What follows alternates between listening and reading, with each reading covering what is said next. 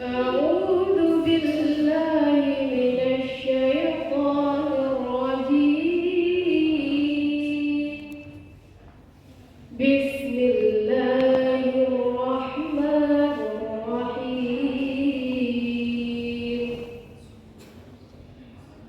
يسألونك عن الأنفال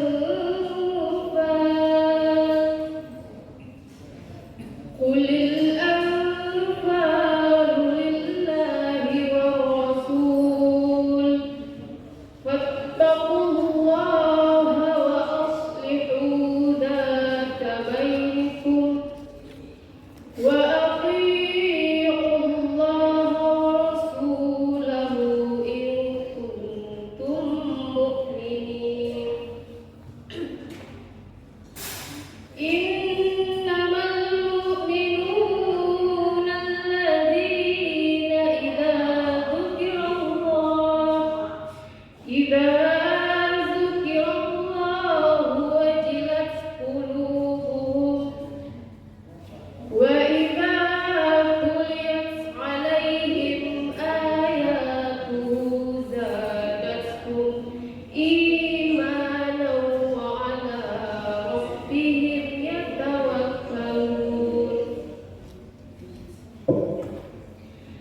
الذين يقيمون الصلاة ومما رزقناهم ينفقون أولئك هم المؤمنون حقا لهم درجات عند ربهم ومغفرة ورزق كريم.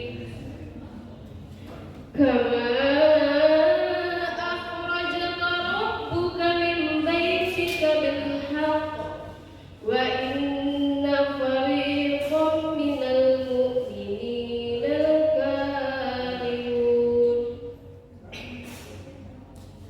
يجادلونك في الحق بعدما تبين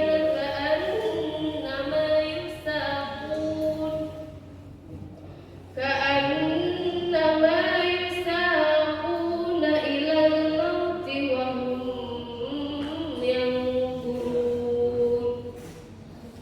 وإذ